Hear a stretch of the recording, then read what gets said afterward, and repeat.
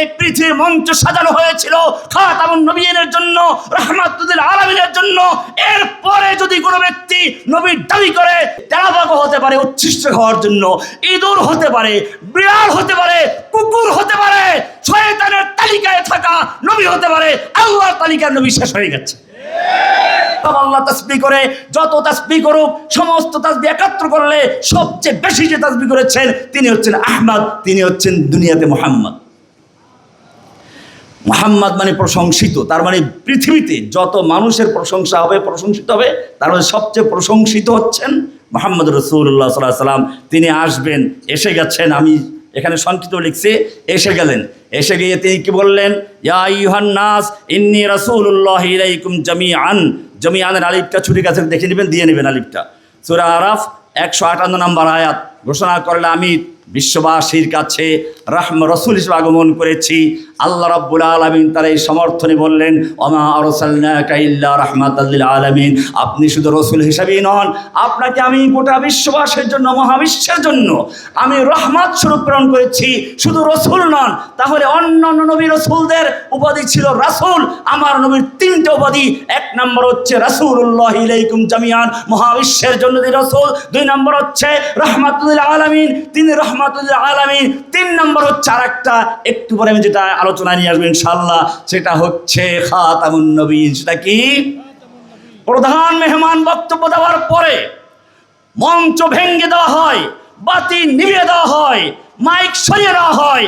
প্রধান বক্তার পরে যদি কেউ মঞ্চে আসে, সেটা কুকুর ঘুরতে পারে উচ্ছিষ্ট হওয়ার জন্য, বিড়াল হতে পারে, ইঁদুর হতে পারে, তেলাবাগ হতে পারে, সে ব্যক্তি কোনো বক্তা হতে পারে না। ঠিক তেমনি ভাবে এই পৃথিবীর মঞ্চ সাজানো হয়েছিল খাতামুন নবিয়্যিনের জন্য, রাহমাতুল আলামিনের জন্য।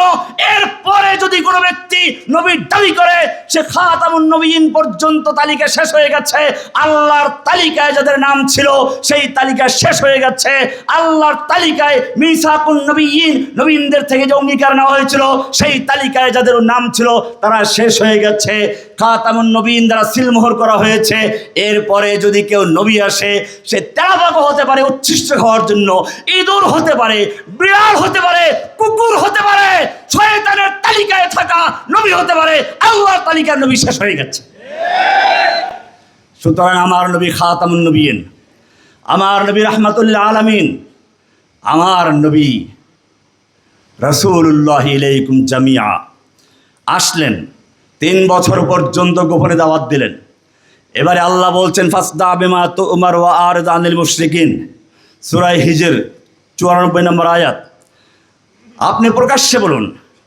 আর ওয়াসাদ হলো ওয়ানদের আশিরাতাকাল আকরাবিন, নিকটাত্মীয়দের শুরু করুন। দাওয়াত কেমনে শুরু করবেন তাও বলা হয়েছে। কাদেরকে দিয়ে শুরু করবেন, কি দিয়ে শুরু করবেন সেটা আসবে ইনশাআল্লাহ।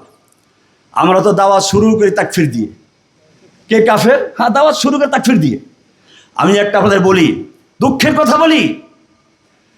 আমি তখন জামিয়া রহমানিয়ার একজন মুহাদ্দিস, শাইখুল হাদিস আল্লামা আজিজুল হক সাহেব আমার ওস্তাদ, তার মাদ্রাসা আমি পড়াই। আমার এখানে দাওয়াতি কিছু লোকজন আছে, রহমানিয়া মাদ্রাসার ছাত্র আমাকে অন্তর দিয়ে ভালোবাসে। আমার শুক্রবারে অর্ধেক ছাত্র আসতো রহমানিয়ার থেকে। আমি একটু বাইরে গেছি, কয়েকজন লোক, আমাদের এই কিছু ভাইরা, আপনারা কি জানেন আল্লামা আজিজুল হক সাহেব কাফের? আল্লামা আজিজুল হক সাহেব কি কাফের?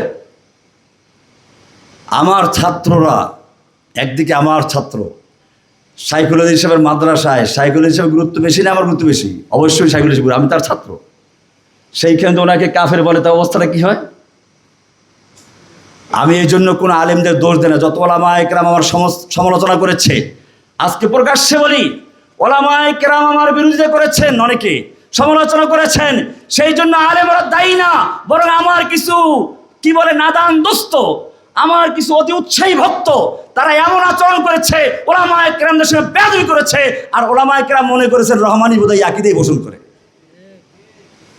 এটা আক্ষেপের বিষয়, দুঃখের বিষয় না। ওলামায়ে কেরামদের সম্পর্কে আমাদের শ্রদ্ধা, সম্মান যথাযথ রাখতে হবে, সেটা বলেছেন আমাদের ধারণা সভা। আমি বলছি, ওলামায়ে কেরামদের সম্পর্কে কোরআন আছে, ইন্নামা ইয়াখশাল্লাহ মিন ইবাদিল উলামা।